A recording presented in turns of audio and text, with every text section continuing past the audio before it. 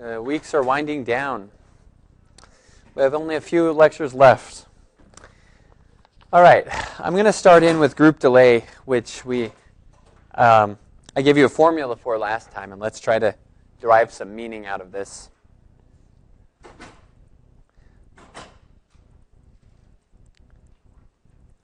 So, first of all, think of a signal as, actually I've got typing for this purpose. Think of a signal as being a combination of a sum of a bunch of narrowband pieces.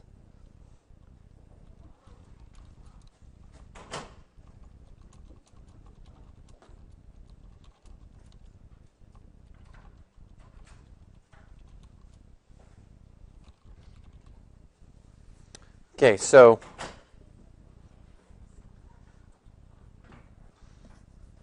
I always lose my pen when there it is. All right. Okay. So, for example, if we draw the Fourier transform of a signal, here's the spectrum of it, x of f, and something like this. Just drawing the magnitude, of course. It's a cartoon drawing. Then think of it as being divided into a bunch of narrow pieces.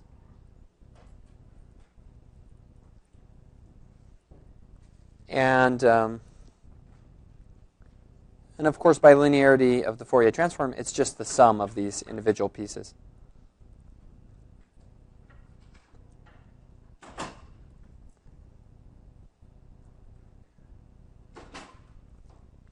Now what we're going to do is we're going to think about what happens when you filter this signal, and we're going to look at each piece individually.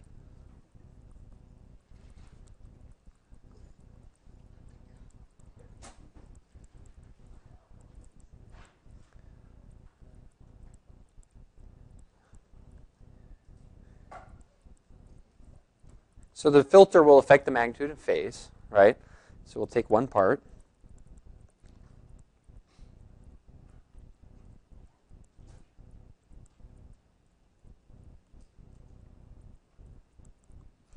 All right, for example, let's take this piece here. Call that thing x sub k of t. So we've got a bunch of little parts that add up to make x. And let's say that we take the part that's centered around a frequency cap f. Okay.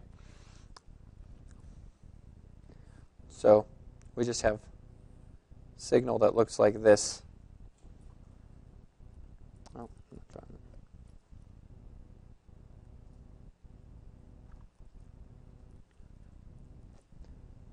so this is our signal, and suppose that this it's a sufficiently narrow range of frequencies. Okay, there's f, cap f. Now, if we have a filter, which is h of f, the filter has also a frequency response, right, the transfer function. But when it acts on this signal, all we really care about is the filter's behavior in that frequency range. Anything else the filter does outside is irrelevant because the signal only lives in that range, right? So what we're going to do is let's replace it with its Taylor expansion.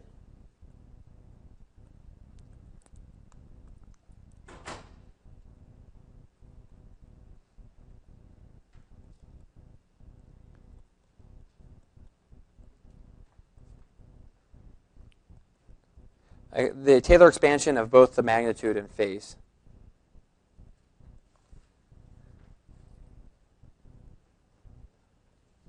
So in other words, we have that this particular, so we have one filter, h of f, but we're going to do, for this frequency band around cap f, we're going to do specific approximations. So I'm going to say h sub k, because this filter approximation works well for the part of the signal x sub k. All right, this is approximately equal to the magnitude of h at cap f Okay, so that's like a 0th order approximation to the magnitude. And for the phase, let's say e to the I, phase of h, plus, let's get a first order term in there as well, f minus cap f times the derivative of the phase. I'll just denote that h prime.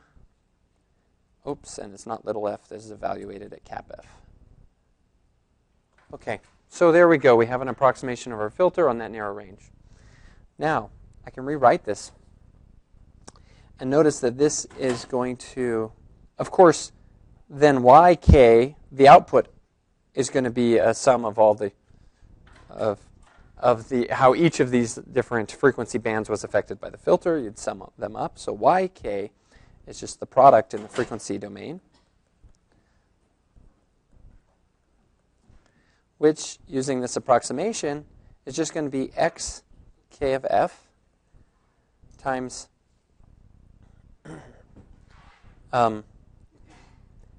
h of f, of cap f, times e to the minus I derivative. I'm going to put those in parentheses, times e to the I derivative of the phase, little f. Okay, so I've done some rearranging. If you pay attention here, I took this magnitude and this first part of the phase and combined them back together. Okay, so that's just h of f itself. No absolute values. Right? I split this up, took the cap f part, and put it inside the parentheses here. The reason I did that is because this is just a constant. It's just a phase.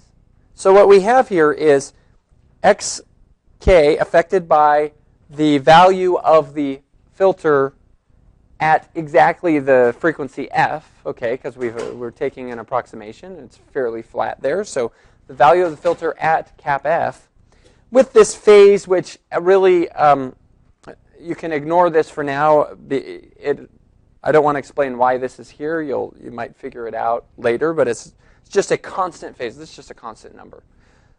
Times this thing, and this is not constant. This is a function of frequency. Okay. Now, we have a rule about, so hold on, this whole thing is constant.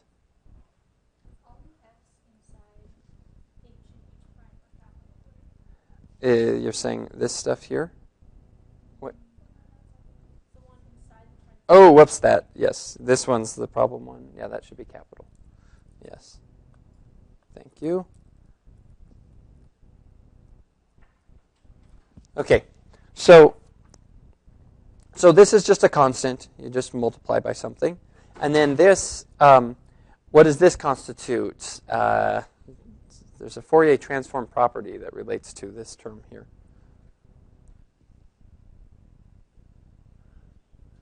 What is it? It's a time shift. So this is a delay by negative 1 over 2 pi the derivative of h at cap f. Okay, this maybe reminds people of the formula I gave you last time for group delay. So this is called group delay. So what this is saying is a narrowband signal, okay, or a narrow piece of your signal in the frequency domain is going to be just scaled by the value of the filter at that center frequency, but it's also going to be delayed by this group delay amount. Now, this depends on the frequency. So this band here might be delayed by a different amount than this band. Depends on the derivative of the phase. Okay, so it's interesting that it's derivative of the phase. It's not the phase itself. The phase itself has an effect. And we'll look at some examples here to try to get that point across. Okay, so I'm ready to do a couple demos that I created. So first of all, I have what I've done here is I've created a filter. I'll just show you the graphs. I have, so here is the magnitude and phase of a filter that I've created. All right, I have an impulse response for it. The magnitude is on a log scale, so it's a log magnitude here. And you can see that this filter, and I'm just showing positive frequencies, so this filter is going to attenuate a lot. No, of course, 0 on a log scale means 1 in magnitude. So the frequencies 5 and 10 will be passed through relatively unchanged, at least in magnitude. And other frequencies will be attenuated quite a bit. So this will filter out things that aren't near frequency 5 or 10. Okay, that's what the magnitude is saying. And here the phase, what I've done here is made it kind of clear. Maybe by zooming in you'll see this phase in that pass band where it's passing through the signal is relatively like a straight line around 5. And using the group delay calculation, we can take the derivative of this phase and get a group delay. Now, one thing I want you to notice is what's going to be delayed more? The 5 frequencies, the frequencies near 5 hertz, or the ones near 10? 10, because the slope is more negative in that region, right? So the group delay here should be stronger, okay, because it's the negative derivative of the phase. So let's actually look at what's happening in the time domain. So now I have a signal, and that's what this input here is. It's just a signal, and in this signal, I'm going to zoom in, I have 3 sinusoids mixed together, and they have frequencies 5, 7, and 10. Okay, they're relatively similar amplitudes. And then I just taper it off, to make it kind of local in time. So I add up 3 sinusoids, and if you look at the code here, I add up sinusoids, and then I multiply the whole thing by this, by a shaping function, which is this first term here, which basically just gives it its overall shape, because the idea of group delay only works if I have things kind of localized in time. Okay, so this is an input signal. I'm going to put it through this filter, just using convolution. So I just have this convolve command right here. So let me uncomment that and run it again, and it's going to convolve that input signal with the filter. Okay, and this is what comes out. All right. So we see that the 2 different components, well, of course, one of them disappeared, right? I had 3 sinusoids in there. The one at 7 hertz should basically disappear. And the one at 5 and the one at 10, we said 10 had a bigger delay. So this delay here, this is the component that's like 10, frequency 10, right? It delayed more than the 5 frequency. Does that make sense? So this was caused by the group delay of this filter. Right. Okay.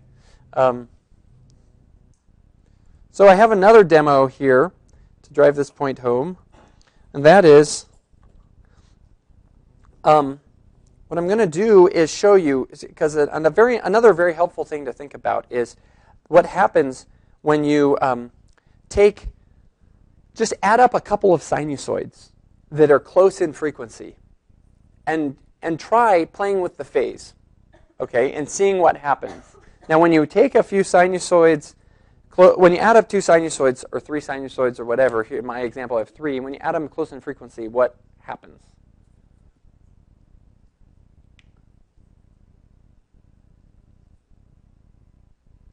Musicians who play instruments out of tune, what happens? Beat frequencies. So you get the high-pitched stuff that your sinusoids are their frequencies. You get that, but you get a shape to it, a beat frequency. If you want to understand that further, think about the modulation property, and you basically end up with a modulated signal.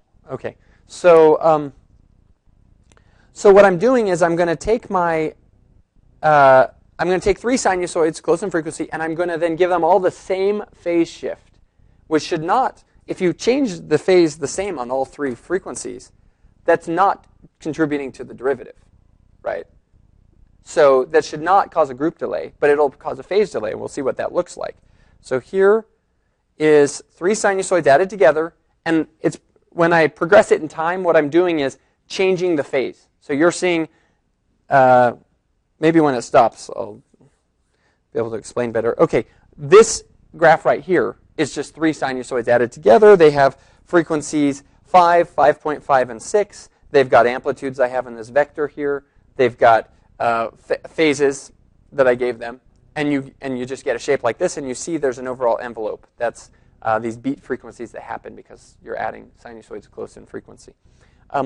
And what I'm doing for the animation is I'm just changing this phase by a constant amounts, but the same for all 3 sinusoids. So that should not cause the group delay to change. That should cause, but it causes some sort of phase delay to change. And if I play it again, watch closely how the envelope does not move. Okay, the envelope of this thing, the overall shape, is not moving. Just the sinusoids within are moving. Okay? Now, next, what I'm going to do is I'm going to change the 3 differently so that as I change the phase, I'm creating more group delay. Remember the slope of the phase, right? The derivative of the phase is group delay. So I'm just going to, instead, last time I changed the phase equally for all of them. This time I'm going to change them linearly like this. Okay? And in fact, the overall phase should stay fixed, and just the group delay should change. So I'll do that here.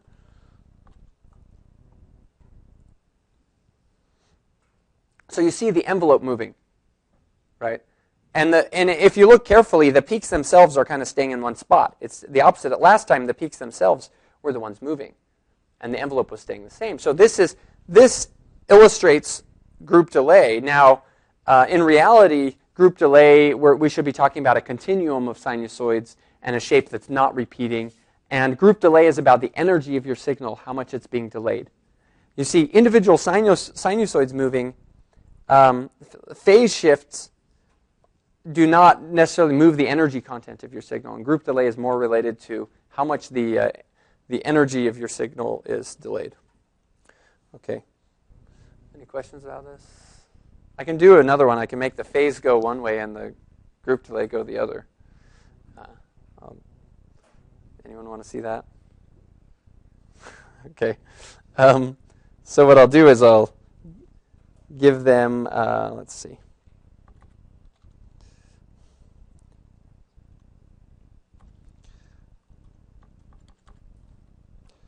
So now what I'm going to do is basically move the phase constantly downward, but add a, what is it? I'm going to move the phase up and the slope down. So, okay. Maybe I did it the wrong way. Well, we'll try it, and I'll do it the opposite way if it doesn't work. Oh, there it goes. Oh, no. Yeah, it goes. So the phase is going to the left, and the the envelope is going to the right.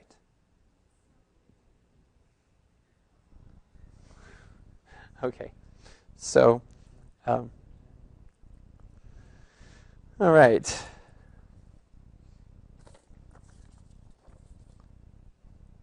Okay, the next thing I want to do is an example of a continuous time filter. Actually, one more comment on this group delay. This comes up in physics, like in optics, for example. You can talk about light moving down a waveguide. And these concepts carry over. In fact, the Fourier analysis is used in these cases. And you have like a phase velocity of light, and you have a group velocity, which is exactly analogous to this phase delay and group delay. And the phase, you can get situations where the phase fronts of light appear to be moving faster than the speed of light, but the group velocity is still slower than the speed of light, which it should be. So that, again, kind of emphasizes that this group delay behavior moves the energy of your signal, the real content of your signal.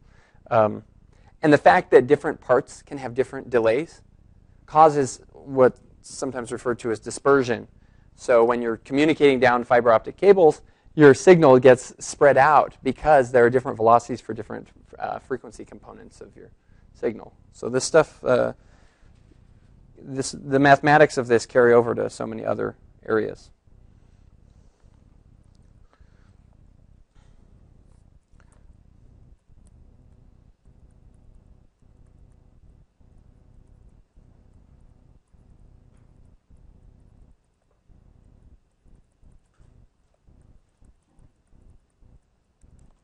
Okay, so what I would like to do next is a little bit of circuits, just to give you an example of a continuous time filter.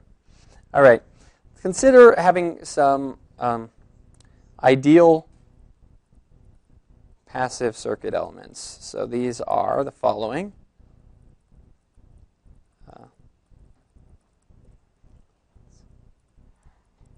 You have an inductor. The ideal inductor, think of it like a coil. It induces a magnetic field. It resists changes to current. So what that means is the voltage, which is kind of like the pressure that pushes electricity, the voltage becomes proportional to the derivative of the current. So I of t is current, V of t is voltage across a component. And we have some constant L, which defines the strength of this inductor. And you get this relationship. So the voltage induces changes of current. The inductor resists changes to current. All right, you have a capacitor. And this is the opposite. It is that the capacitor resists changes to voltage. So you have to put a lot of current through this capacitor in order to build up a voltage. You can think of it as an integral relationship. The integral of the current, which is the amount of charge that's been stored in this capacitor, is the voltage. All right. And you have a resistor. And here it's just that the resistor itself resists current. So it's something like that. Okay. We have little symbols for these things. Inductor, since it's like a coil, we do that. Capacitor, we draw it like parallel plates because the capacitor can be built with parallel plates that are close together. And the idea is that electricity can't actually cross through. It's an insulator. But you can push static electricity onto one of the plates, and that will repel the electricity on the other side, which will come out the other end of the wire, and it looks like you pushed current through it. But the more you do that, the more charge builds up and causes voltage. So you can't do it indefinitely. It's like a reservoir. Right? And then you've got the resistor symbols like this. Okay. So you could have something like the following. We could have a system that looks like this. We put an inductor, put a resistor, put a capacitor, and this last symbol is just ground. It just means that this is 0 volts. And we say, let's say that you have an input to this circuit. That's V in of t. And we have an output, which we'll measure here, which is V out of t. Okay. Now, the way these voltages and currents are measured is currents go through a device. The voltage in these equations is measured across. It's the differential of the voltage across the devices. I know most of you have done circuits, but maybe not everyone. All right, so great. So this gives us if we want to know the relationship V in being an input and view this whole thing as a system, and we want to know what V out as a function of V in, this becomes a differential equation to be solved, right? This system, though, is an LTI system. All right, so I'm going to emphasize that. It's LTI because these equations that I said, these components are all linear and time invariant, right? If we shift the input, we shift the output of all of these equations. So, in fact, circuits like this, passive ideal circuits, are linear time invariant systems, which is nice because then our mathematics are going to work very well for them, right? So now we can think of this as an input to the system, and this as an output. We can ask for responses. So, for example, we can look at the step response. And this can be calculated using, like I said, you can solve a differential equation to figure out what happens if I have 0, and then at time 0 I switch that to 1. what's going to happen to the output. And let's see if I have it here. And this is the step response for that circuit. So again, it's 0 until time 0. And then when you step the input to 1, there's sort of a delay and then an overshoot, and then finally the voltage ends up reaching 1. The reason it ultimately reaches 1 is because eventually current stops flowing, and the voltage on the capacitor is 1, which is just balanced everything out. And no current is flowing, and you just have the output voltage is 1. Okay. But what's interesting is the interplay between this inductor and the capacitor gives you this overshoot, because the inductor at first doesn't want to allow current through, but once it starts allowing the current to go through, remember this capacitor kind of has to fill up, right? So the inductor, once it starts allowing current through, it doesn't want to stop. And so the current keeps going and overfills this capacitor. If I had, now, by the way, okay, I say this is the step response. I haven't even told you what the values are. Let me put some values on this thing to make this precise. So if the inductor here is 2.5 millihenry, and this here is 100 ohms, and this is 1 microfarad. Okay, so now we have an actual circuit, and this is the actual step response for that circuit. Now if I changed this inductor just slightly, I could get this. This would have ringing. It wouldn't just overshoot once. It would keep overshooting. Okay. I just chose these numbers because it's going to make my example simple. All right. So then what's the impulse response? I can give you the formula for this, actually. So the formula for this step response is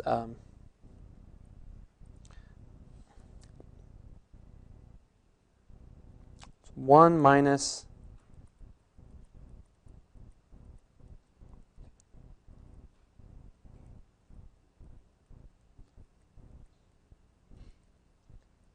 Okay, so we have a step response. Now, we like to work with impulse response, right? So how's that related to this?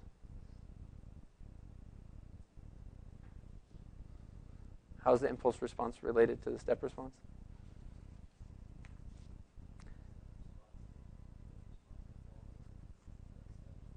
That's true. So it's just the derivative. The impulse response is the derivative of this.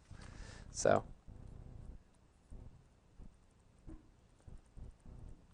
we have h of t, the impulse response of our system, and I'll write it in a simple way. It's got big numbers in it.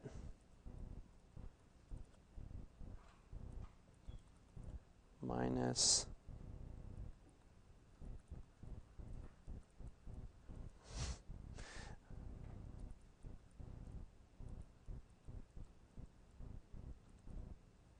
Okay, so it has an exponential term and an exponential times a t term in it. Okay, so this is the impulse response. And then what I'd like to do next is say, what's the frequency response of this circuit, right? And that is going to be h of f. It's the Fourier transform of this, right? Okay, so we can do this by linearity. We can take these two terms and just do the Fourier transform of each. Now, of course, we could plug this into an integral. This first term would be very easy to do in an integral, and the second term would require integration by parts. Still not that hard. It would just be an extra step. But this also happens to be one of the, you'll find it in any Fourier transform table, including on page 327, 329 in your textbook. You'll find these exact signals and what their Fourier transforms are. Okay, so what we get is that this first one is, what we get is I'm just going to jump right to no, I'll do it one step at a time. All right, so 40,000 over 20,000 plus I 2 pi f, and then minus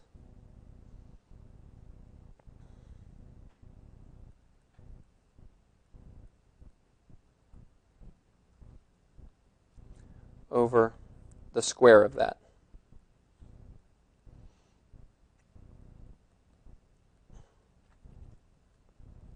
Okay, so it turns out very simple.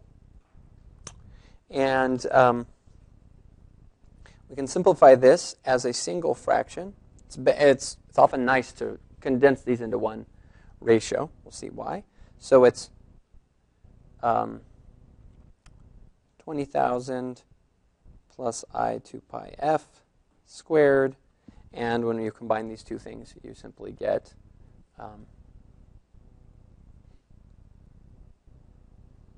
actually, let me do this. I'll just jump straight to the end. 1 plus I pi 10 to the minus 4 f squared. And this becomes 1 plus I 2 pi 10 to the minus 4 f. Okay, so I did some dividing top and bottom by, 10 to the negative 4. All right, by 2 or something. So there's the frequency response. So now let's try to make some sense of this. All right. So to make sense of this, it's useful to look at the magnitude and the phase. All right. So how can we get the magnitude of h of f?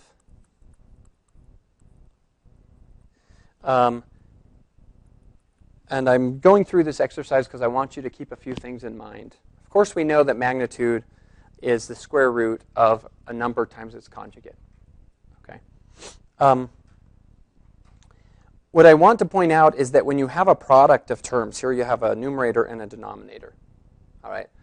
You could, in many cases, you'll have a product of things in a numerator and a product of things in a denominator.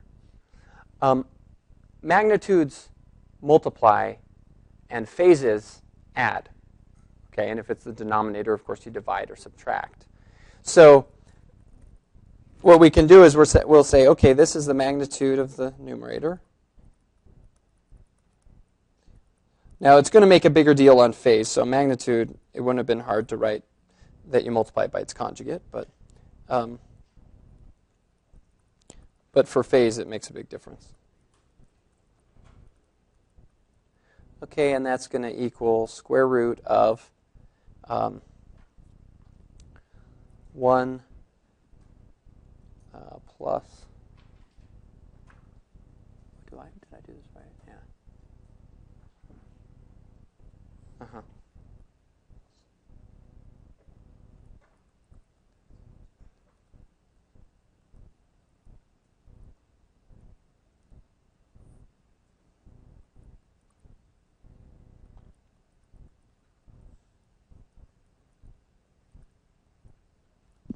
Okay, so that's what the magnitude is. Now, I skipped one step. I'll just spell it out for the top. Of course, this is nice. When you look at, you have a real part and an imaginary part. The magnitude, of course, is square root of the two magnitudes of the two parts squared. It's like a Pythagorean theorem. But, of course, you could have gotten that by just multiplying out 1 plus I 2 pi 10 to the minus 4 f times its conjugate, which is 1 minus I 2 pi 10 to the minus 4 f. And, of course, we know that that's 1 minus the square f. And then you get the I squared and the negative 1 cancel. Okay, great. So definitely keep in mind that if you ever want to calculate the phase, you should be doing the phase of the numerator and the phase of the denominator. And if there are multiple terms multiplied together, you do the phase of each one added. So in this case, it's going to be phase of this numerator term is, we do the imaginary over real, so 2 pi 10 to the minus 4 f. And then it's going to be minus, and there are the denominator squared, so just think of that as two terms, 2 times tangent inverse of pi 10 to the minus 4 f. Okay, I mention this because I know students who have, for example, in later classes, in 301, when you'll be doing some of this stuff, I know sometimes students cause themselves a lot of work by trying to calculate the phase of something, like this equation, by saying, well, I first should calculate the real part and imaginary part of this equation, right? And then take imaginary over real and take the arctan. Well, writing out what the real part of this is going to be so cumbersome that you'll wonder why you were asked to do something so terrible. But doing just the real part of the numerator here and imaginary part of the numerator, that's easy, right? So if you look at each term separately, it's very straightforward and simple. If you try to write out the formula for the real part and then manipulate the math, it's going to be nasty, so you don't want to do that.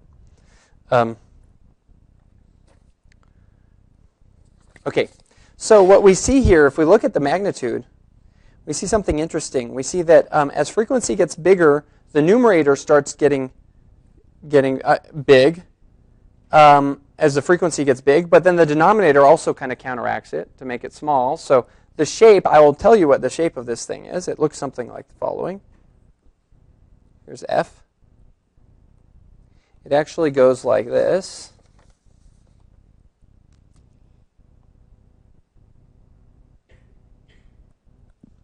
Okay, and it's, of course, symmetric back here. So it's at zero frequency, we can plug in zero frequency right here, and we can get that the magnitude, when f is 0, it's just magnitude 1. So it's 1 for low frequencies. But it actually resonates, and it resonates about at the frequency 3.2 kilohertz. Okay, so that's where this sort of peaks out. So it's interesting. That's coming from the fact that we have this inductor and this capacitor together, and they sort of resonate with each other. Okay, so I want to introduce you to a technique. It's not something we're really going to use in this class, but it's something you should know. And so I'm going to put it here as an FYI. It'll also help you just internalize. The idea is when you look at a Fourier transform like this, you'd like to be able to quickly understand what it's going to do. For example, that it's going to resonate at a certain frequency and so forth. So there's a technique called a Bode plot, which you'll probably hear of at some point. And that is the following. What you do is you plot log magnitude versus log frequency. Okay, and that's what you use as your magnitude plot. And you also plot phase, not log phase, but just phase versus log frequency. So the thing about a Bode plot is that you're using log frequency. Okay, and there's a reason for it. You'll see in a minute. And this is really something you would do in continuous time. There's not really much reason to do this in discrete time. Okay, so often you end up with transfer functions that look like this example. They've got a bunch of terms multiplied together. Each term has a real imaginary part. Frequency shows up in one of the terms. And when you get familiar with the Bode plot, you actually have very quick ways of figuring out what this is going to do in frequency. So let me show you mathematically why plotting log magnitude versus log phase actually helps make this problem simpler. Okay, notice the following. The log of h of f in my example is going to be 1/2 log of 1 plus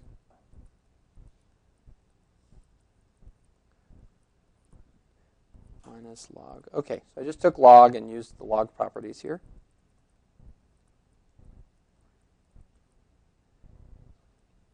All right. And then what I'm going to do to each of these terms is I'm going to say, now a log of a constant plus some function of f, a log of a sum is greater than, actually no, it's greater than the following, but actually not too far off. So this makes a good approximation. Log of the max of the two things that are added. Okay.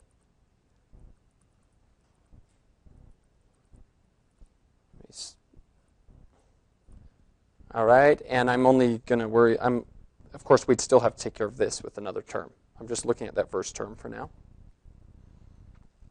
Of course, I could take the max out, and what I have is that this equals 1/2 max of two things. Log of 1 is 0.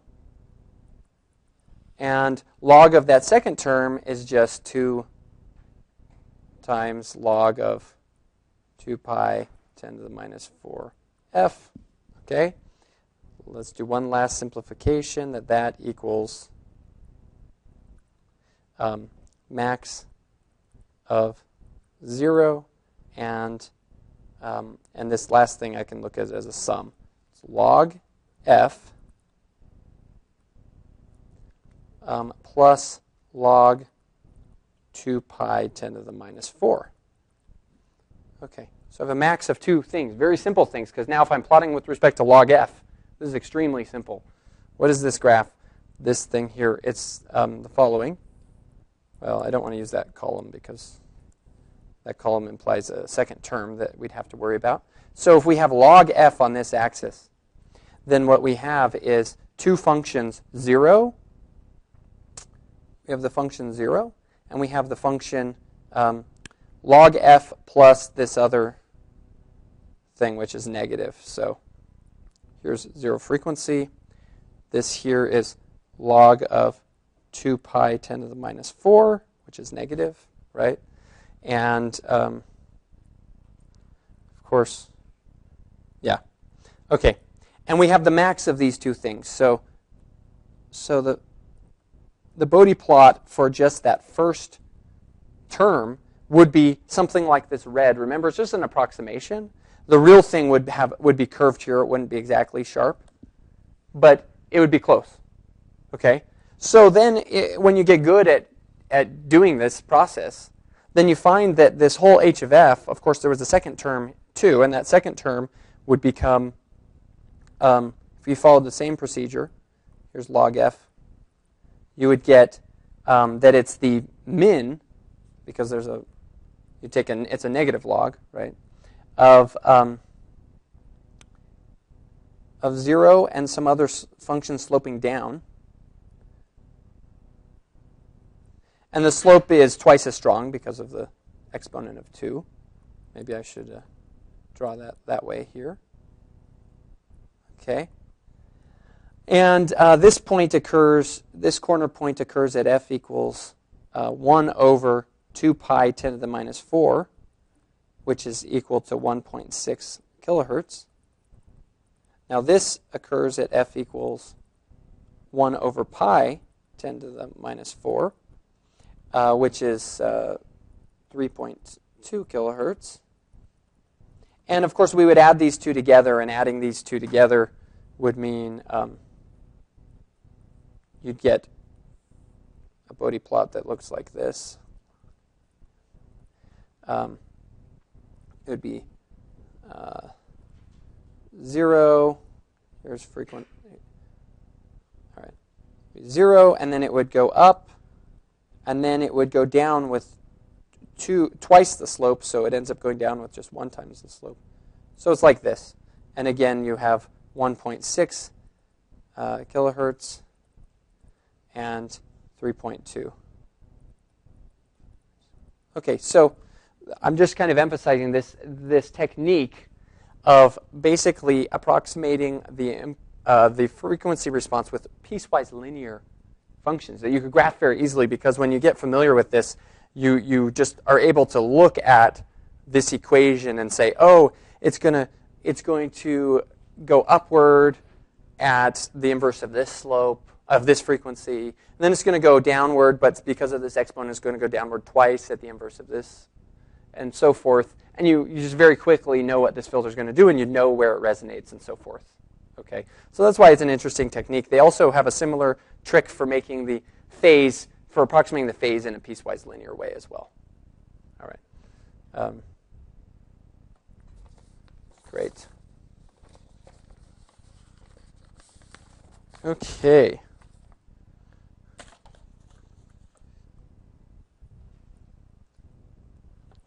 Just a second.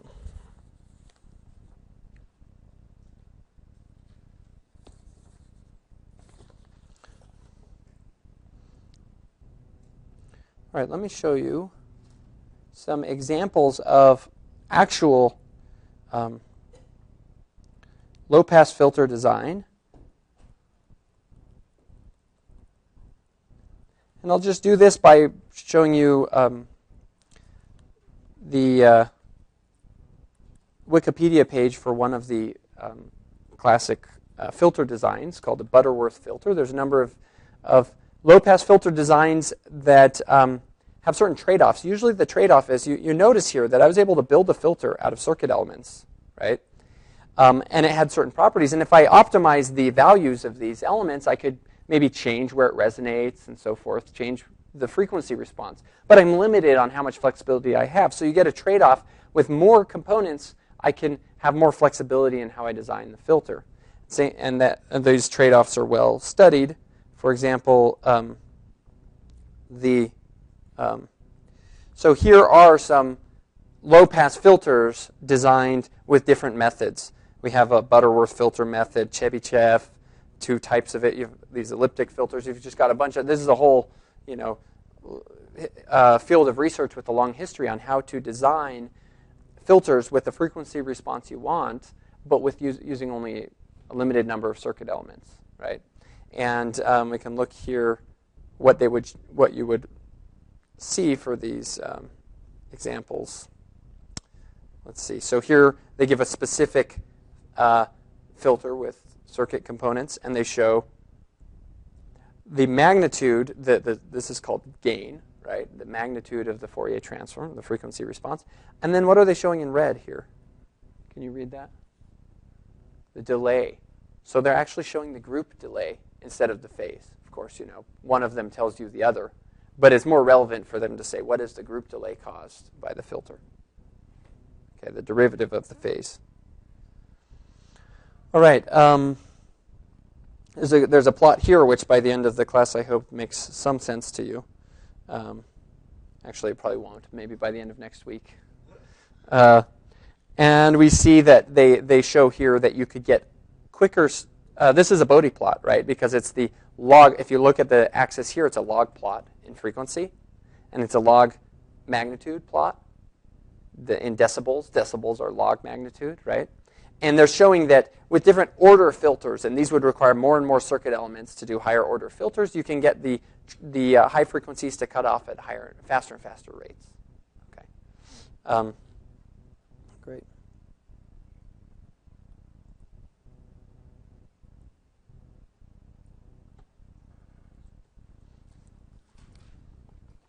Now,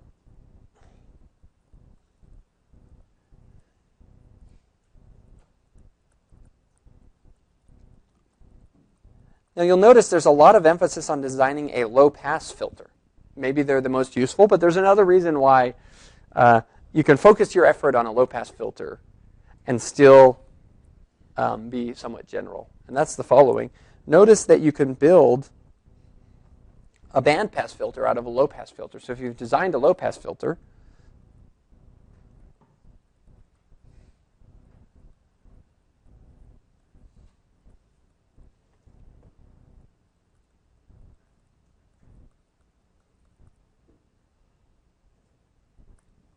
okay, so what happens if you take your h of t for a low-pass filter?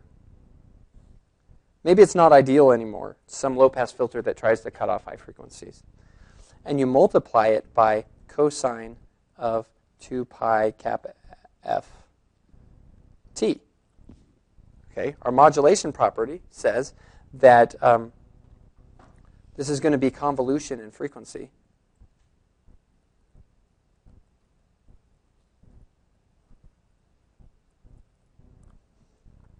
And that means that you had a low-pass filter. Whoops, you had something like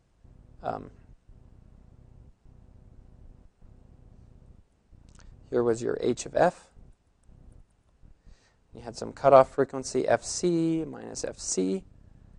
Of course, the cosine is just 2 delta functions in frequency. And that's centered at f and minus f. 1/2, 1/2. I'm assuming that this, well, okay. So my pictures are not to scale. Let me correct that.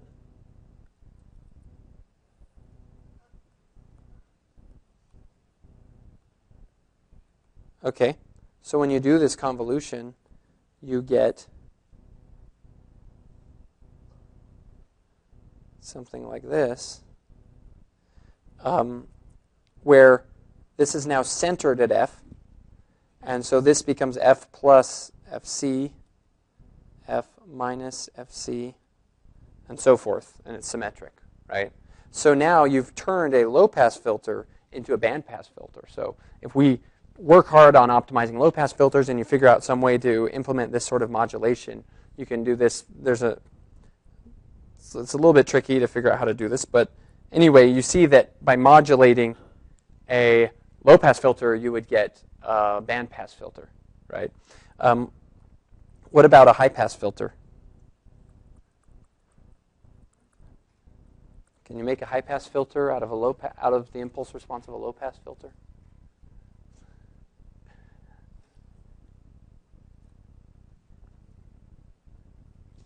Yeah. Well, notice that what if we took 1 minus a high-pass filter, right? H of high-pass filter. That should look something like this.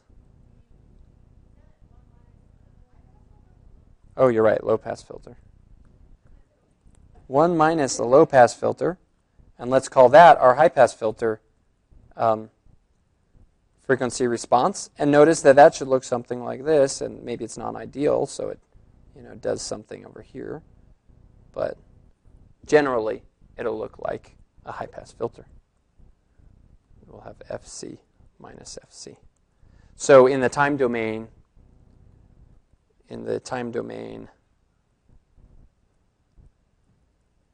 this is delta of t minus h of your low-pass filter of t. Interesting. Okay, what was that a question?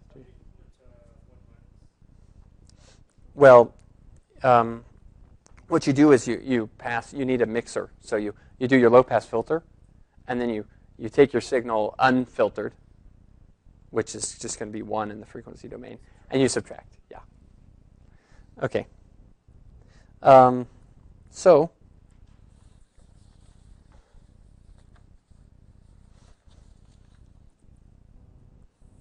there's a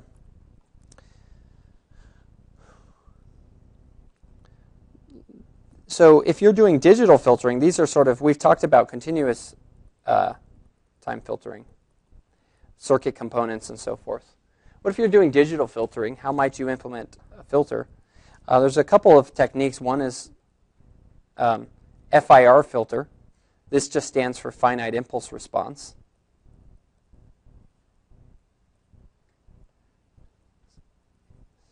And that simply is what you think it means. It means you've got a vector that is finite in length, and that's the impulse response of the system you're trying to design. And so h of n is finite in length.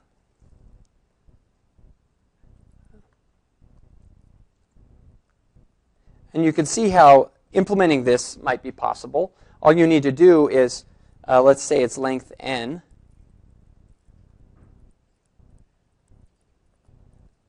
You need n memory elements. Assuming you're trying to do this like in real time, right? You have some sampler, it's sampling some signal. You just need to store the last n of them, all right? So that you can then, and then you do your weighted average, which is exactly what convolution is. Weighted sum. So you perform convolution just on the relevant samples in the past because it's a finite impulse response. So this is something you would see implemented. You'd see finite impulse response filters implemented in digital signal processing. Digital filtering is often referred to as DSP. Okay.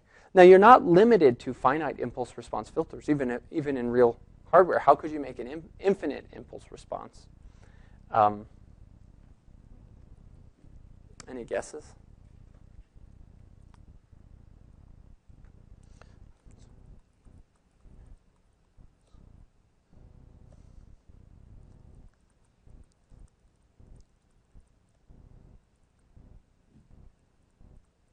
So here what you do is, yeah?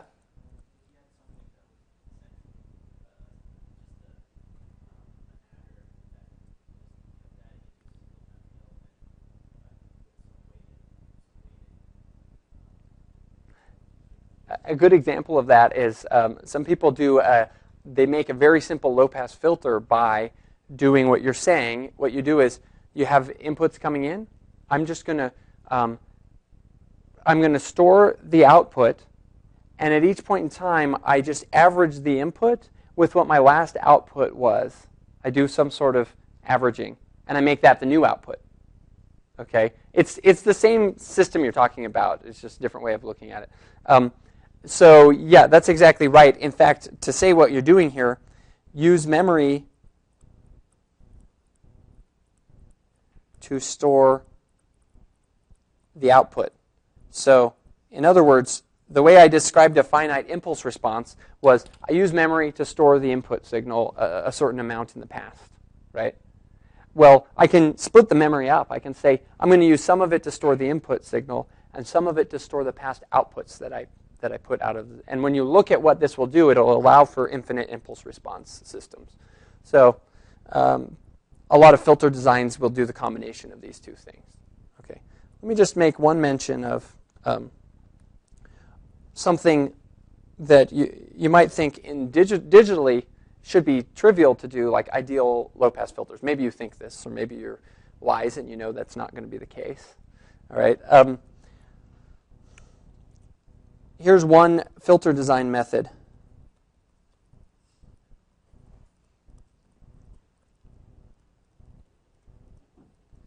You're going to do create a impulse response with no constraints as far as how long the impulse response is. So create an ideal filter, such as, let's say, a low-pass filter. What would a low-pass filter look like in a time domain? We know. I'm just asking questions you already know. It's a sinc function. Okay, it's a sampled sinc.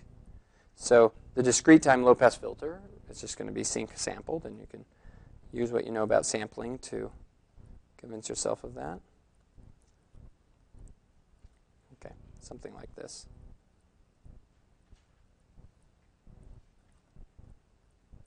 Okay, so you have some impulse response. Now, if it's an ideal low-pass filter, this sinc function never goes away, right? You have an infinite length impulse response here. And if you want to implement this, let's say with an FIR filter, you have to be practical, even if you're doing it in MATLAB, right? And you have to actually have a finite length vector to say convolve with. Okay, so what you do is you truncate it, go out a long ways, and truncate. Okay, so now it's finite. Now you can actually do it. And then if you're doing it in real time, you have another constraint. You can't actually have a non-causal filter, right? And this is non-causal. Why do I say it's non-causal?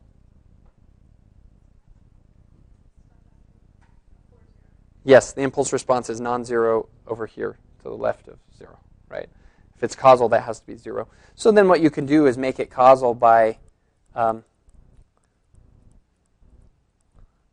delaying it. So you just shift it over here, so it actually starts at time 0 and ends at some time later. So that gives your filter a delay if you're doing it in real time. Okay. So let's just look at what the effect of this is. Is this still an ideal low-pass filter? Obviously not. We truncated it. Okay. So, but what it does in the frequency domain, it does something kind of fun. And that is, you had your ideal low-pass filter frequency response. It's discrete time, so everything, remember, in discrete time, everything's periodic, so I really am only plotting up to frequencies a half. Up here, it would repeat, right? Okay, but we don't care too much about that right now. And what I've done is, in time, truncating is the same as multiplying by a rect. Okay, so why don't I think of this truncation process as multiplying by a rect, which in frequency domain is convolution, circular convolution. Again, we're not going to work it out numerically, so I'm just going to say it's convolution. But what is the frequency? What is the Fourier transform of that rect function? That's sinc. Now this is a pretty wide rect. Assume we make this window very wide. Then that's a very narrow sinc in the frequency domain. Okay. So what we end up with is, let me erase this thing, is that we convolve this with hopefully a very narrow sinc.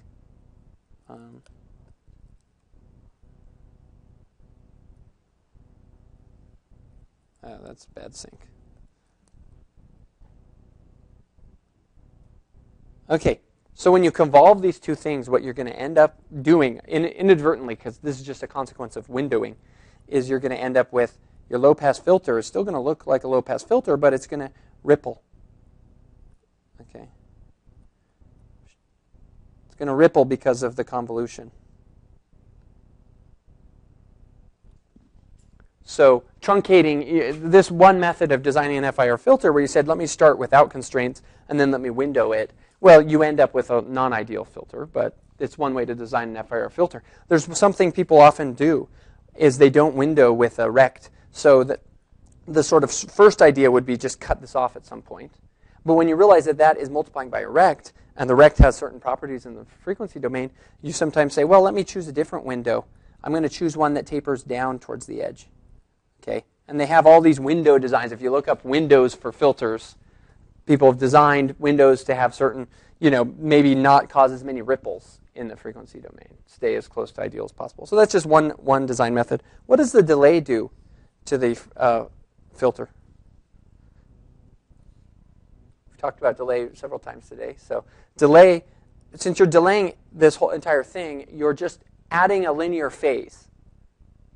Okay, you're just affecting the phase. And if you think about the delay property, you're just adding a linear phase term to the original filter. Okay, so and people do like this sort of what they call linear phase filters because the group delay would be the same for all frequencies. So it's kind of nice. All right. Okay.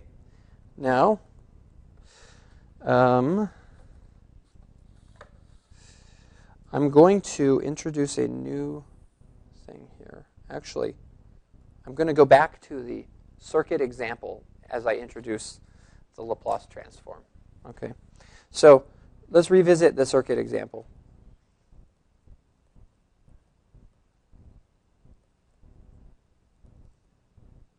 If you recall, I had this type of circuit.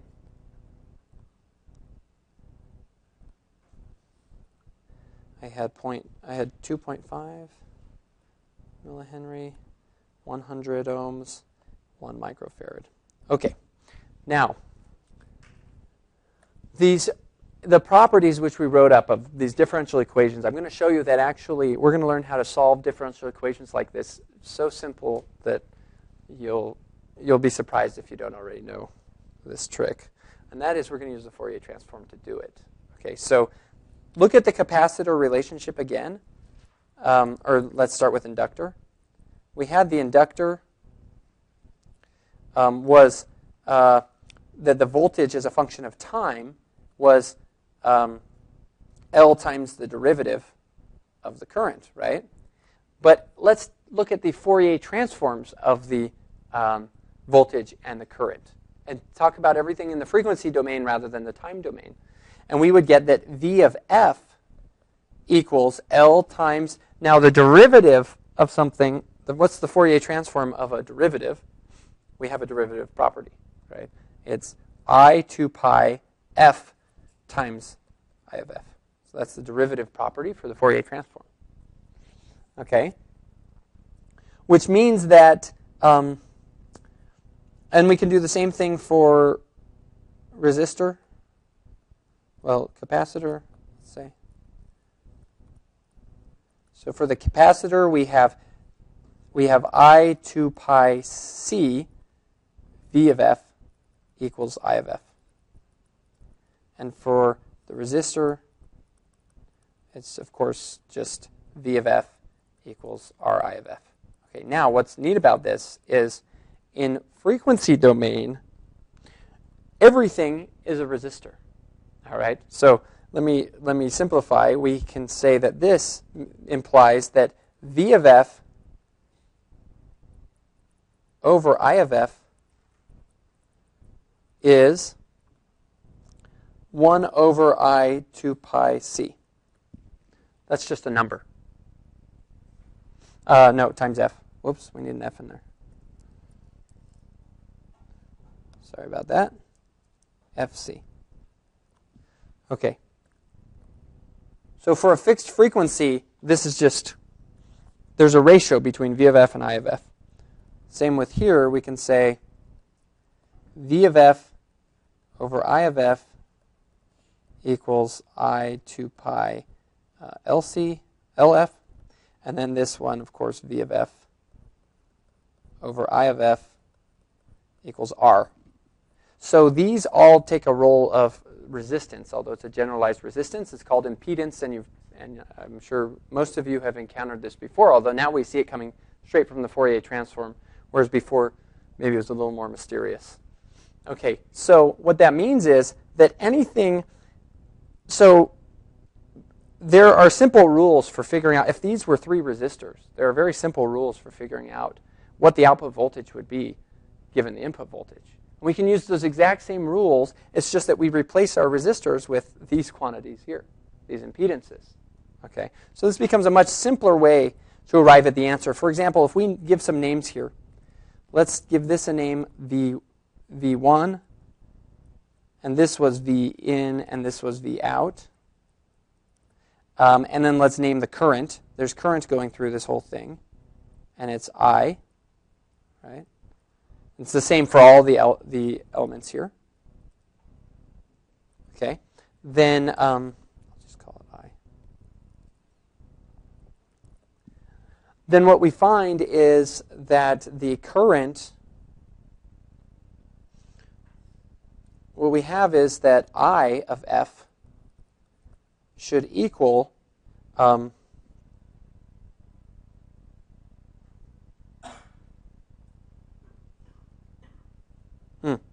So, well, what we have is this.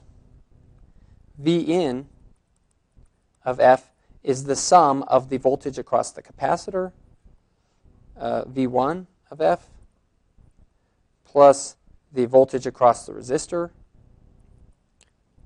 V out minus V1 of f. Let's do this.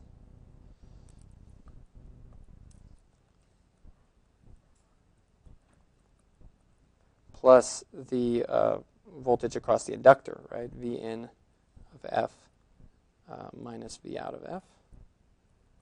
Okay, and that means that this is, we'll replace it with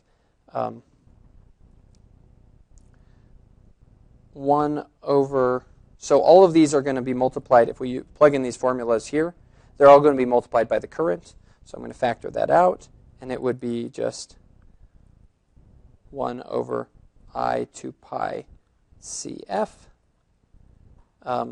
plus R plus I 2 pi LF times the current. Okay, and then finally we can look at V out of F is very similar, but without the last step in voltage. So it's 1 over I 2 pi CF plus R times I of f. And finally, what we'd like is the transfer function of this filter, h of f, is in the frequency domain, you always get the transfer function by taking the Fourier transform of the output divided by the Fourier transform of the input. This is just a restatement of the convolution rule. Okay, so write out the convolution rule and just move one thing over to the other side, and what you get is this, which equals, now the currents cancel, and we get 1 over I 2 pi CF plus R over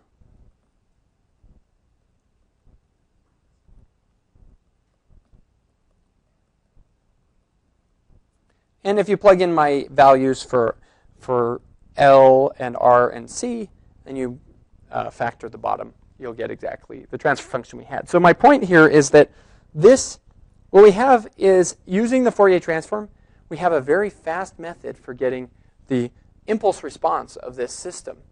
We didn't need to know anything else about differential equations. We just used the very simple manipulations with the Fourier transform. That's going to be a trick we want to capitalize on for the next couple class periods. And in order to use this trick, the Fourier transform does not always work. We're going to use the Laplace transform because of that. Okay? Now, in circuits, the Fourier transform, passive circuits, the Fourier transform would always work. Okay? But in general, using this type of trick to analyze a system may not work because the system may not be stable. And the Laplace transform allows us to do this analysis even for unstable systems. Okay, so I'm going to introduce it, and we'll use the next couple of classes to really try to understand this Laplace transform thing. But one thing to notice here is we went directly to the frequency domain. So analyzing the system, it's easier to analyze it first just in the frequency domain. When I introduced the circuit to you before, I said, oh, here's the step response. Let's calculate the impulse response, and then go to the frequency domain. But in reality, that's not how we're going to do it. We always just go straight to the frequency domain. And going to the time domain is the harder part if you want to. You just have to do an inverse transform. Okay. So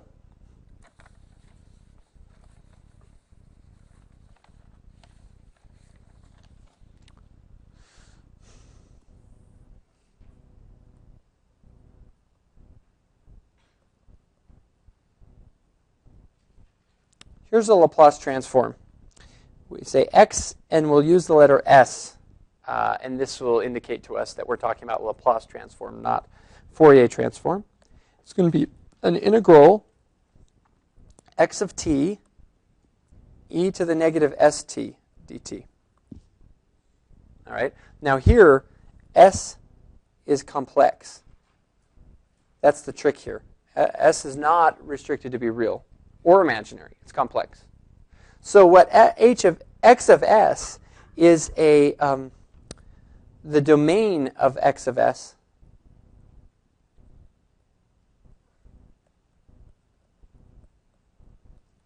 is the complex plane.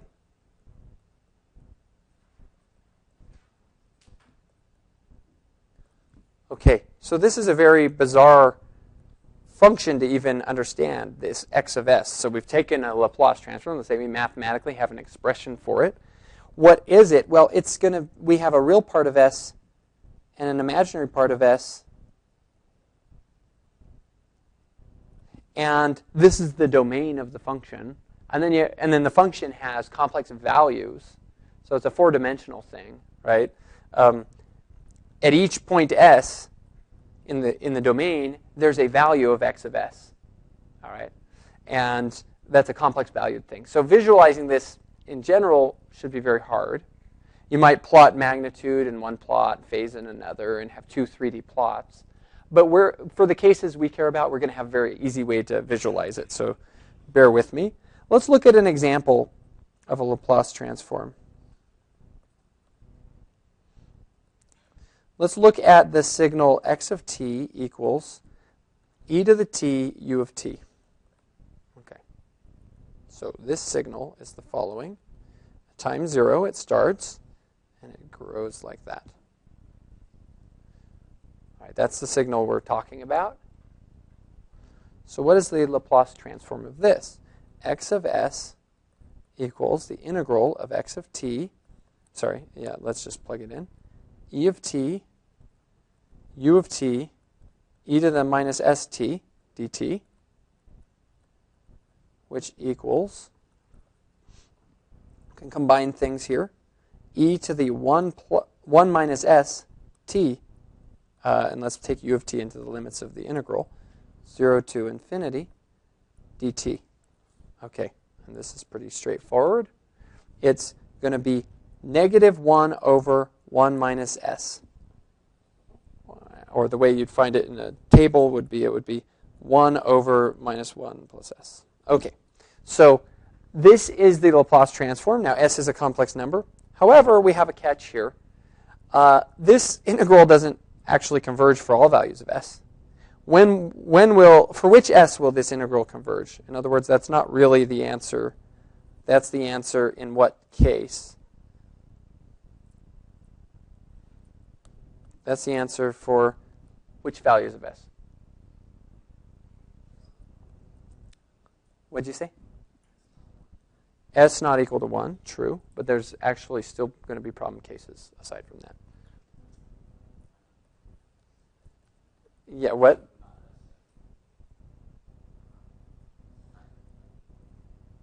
Yes, it's a complex number, though, so you're right, but you mean the real part. Yes, so as long as the real part of 1 minus S is, let's say that is negative. Because think about it when you plug in the limits here. As long as the real part of this exponent is negative, then when you plug in infinity, you're going to get 0. For e to the negative infinity would be 0. Okay, so it'll converge only if that's negative. I'll say strictly. And that means the real part of S has to be greater than 1. Okay, so what we find is the Laplace transform actually has what's called a region of convergence. And this will be pretty general. It's not like a signal will either converge or not anymore. It will converge. It'll converge in some parts of the domain. So in this case, we have real part of S equals 1. We have a dotted line here. And for this example, S values over here will converge for the Laplace transform. So in other words, X of S is only meaningful in that region of the domain for this particular example. Okay, so we're going to end up noticing that the formula itself and the region of convergence are both important parts of the Laplace transform. And the reason why this is so is illustrated in the following example. How about X of t equals, I'm kind of going fast here, so I'm going to give the wrong example, I think. E to the t, u of negative t. I think I need a minus, maybe. Okay, so this, if we calculate the Laplace transform of this, we're going to get negative integral e to the 1 minus st. Right? We're going to have a u of minus t. And that is going to go up into this limit, 0, and, dt. And that's going to be negative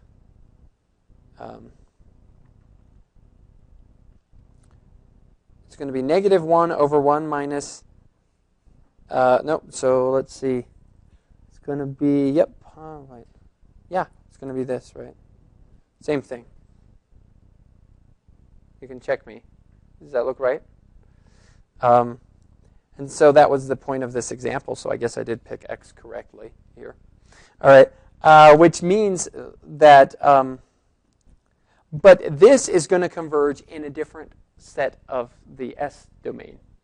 Okay, so this it converges if now in this case you need the real part of the exponent to be positive because you're integrating from negative infinity. All right, so you want the real part of 1 minus s to be greater than 0, so you want the real part of s to be less than 1. So this is the complementary case. So this signal, it's an entirely different signal, right? I mean, okay, it has some similar form to it, but it's different. That u of negative t makes this completely different, right? And yet it has the exact same Laplace transform except a different region of convergence. This region of convergence is this side over here. So that gives you the sense that the region of convergence is crucial in understanding the Laplace transform. They're different signals, have the same analytic expression for the Laplace transform at different regions of convergence. Last thing I want to mention is notice something we'll learn more about is that how is this related to the Fourier transform? Any connection that you can immediately see? I mean, let's try to make it concrete. If you look at the values x, suppose we let s equal a real part, which we'll call sigma, and an imaginary part, which we'll call 2 pi f. Okay? If we let that be s, then what we find is that x of s, x of sigma plus I 2 pi f, is going to equal the integral of x of t e to the sigma minus sigma t e to the minus I 2 pi f t dt, which equals the Fourier transform of the signal x of t e to the minus sigma t. So, in other words, any line, for any constant real part of the Laplace transform, those are vertical lines, any vertical line in the Laplace transform is just the Fourier transform of x of t times some exponential function. Okay, and we'll talk about that more next time.